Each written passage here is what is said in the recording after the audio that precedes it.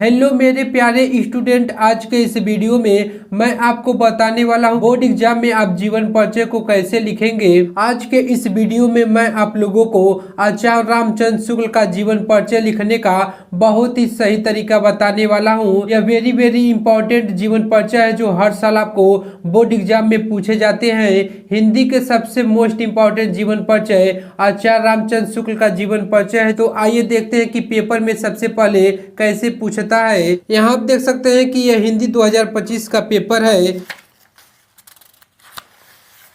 यहाँ आप देख सकते हैं कि 26 के क नंबर पर यहाँ पर पूछता है कि दिए गए लेखकों में से किसी एक लेखक का जीवन परिचय देते हुए उनकी एक प्रमुख रचना का उल्लेख कीजिए। तो यहाँ आप देख सकते हैं कि यहाँ पर आपको 4 जीवन परिचय देखने को मिलेगा। दूसरा नंबर पर आपको आचार्य रामचंद्र शुक्ल का जीवन परिचय देखने को मिलेगा, जो वेरी वेरी इंपॉर्टेंट जीवन परिचय है जो हर साल आपको बोर्ड एग्जाम में पूछे जाते हैं। तो मैं आपको आचार्य रामचंद्र शुक्ल का जीवन परिचय को इतना अच्छे तरह से बताऊंगा कि आपके सीधे दिमाग में बैठ जाएगा, उसके बाद आपको कभी भूलेगा नहीं। तो सबसे पहले आप कॉपी में लिखेंगे प्रश्नोत्तर संख्या यानी कि 26 का हम क नंबर कर रहे हैं, उसमें हम आचार्य रामचंद्र शुक्ल का जीवन परिचय को कर रहे हैं। आप इसी तरह से बोर्ड एग्जाम में आप लिखेंगे, जिस भी आप जीवन परिचय को लिखेंगे यहाँ पर हेडिंग डालेंगे। उसके बाद यहाँ पर आप जीवन परिचय का हेडिंग डालेंगे। उसके बाद आप पेज के राइट साइड में एक फ्लो चार्ट बनाएंगे। इसमें आप इंपॉर्टेंट चीजों को लिखेंगे, जैसे कि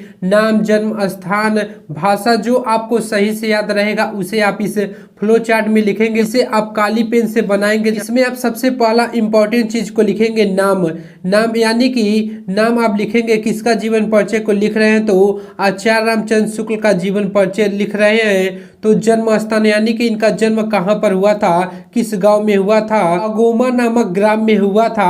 आप जिस तरह से हमने लिखा है आप इसी तरह से लिखेंगे। आप यहाँ पर देख सकते हैं कि हमने जहाँ पर काली पेन का यूज किया है आप काली पेन का यूज करेंगे, और जहाँ पर हमने नीली पेन का यूज किया है आप इसी तरह से लिखेंगे। उसके बाद आप उनके जन्म और मृत्यु को लिखेंगे। जरूरी नहीं है कि आप एक में ही लिखें, ऊपर नीचे भी लिख सकते हैं। तो हमने एक में ही लिख दिया है, यानी कि इनका जन्म 1884 ईस्वी को हुआ था और इनकी मृत्यु जो हुई थी 1941 ईस्वी को हुई थी। उसके बाद इसमें आप भाषा को लिखेंगे, संस्कृत मिश्रित शुद्ध परिमार्जित खड़ी बोली थी। उसके बाद यहाँ पर आप शैली को लिखेंगे, सामाजिक शैली। इसके बाद आप इस फ्लो चार्ट की मदद से आप जीवन परिचय को लिखते हुए चले जाएंगे। सबसे पहले आप लिखेंगे हिंदी के प्रतिभा संपन्न मूर्धन्य समीक्षा एवं युग परिवर्तक साहित्यकार आचार्य रामचंद्र शुक्ल का जन्म 1884 ईस्वी में बस्ती जिले के अगोना नामक ग्राम में हुआ था। यानी कि हिंदी के प्रतिभा संपन्न का मतलब होता है कि हिंदी के प्रतिभाशाली, मूर्धन्य समीक्षा यानी कि अति कुशल होता है या अति ज्ञानी होता है, एवं युग परिवर्तन एक युग से लेकर दूसरे युग तक आयन परिवर्तन करने वाला साहित्यकार आचार्य रामचंद्र शुक्ल का जन्म 1884 ईस्वी में बस्ती जिले के अगोना नामक ग्राम में हुआ था। आप इसी तरह से लिखेंगे एक संभ्रांत परिवार में हुआ था। इनके पिता चंद्रबली शुक्ल, जो इनके पिता थे चंद्रबली शुक्ल, मिर्जापुर के कानूनगो थे। इनकी माता अत्यंत विदुषी और धार्मिक थी। इनकी जो माता थी वह बहुत ही धार्मिक संस्कारों वाली थी। इनकी प्रारंभिक शिक्षा दीक्षा अपने माता पिता के पास जिले की राण तहसील में हुई थी और इन्होंने मिशन स्कूल से 10वीं की परीक्षा उत्तीर्ण की थी। गणित में कमजोर होने के कारण वे आगे नहीं पढ़ सके, यानी कि वह गणित में कमजोर थे इसलिए वो आगे नहीं पढ़ सके। उन्होंने एफए इंटरमीडिएट की शिक्षा इलाहाबाद से ली थी। उन्होंने मिर्जापुर के न्यायालय में नौकरी प्रारंभ कर दी थी, यानी कि उन्होंने मिर्जापुर के न्यायालय जो होता है उसमें नौकरी कर रहे थे।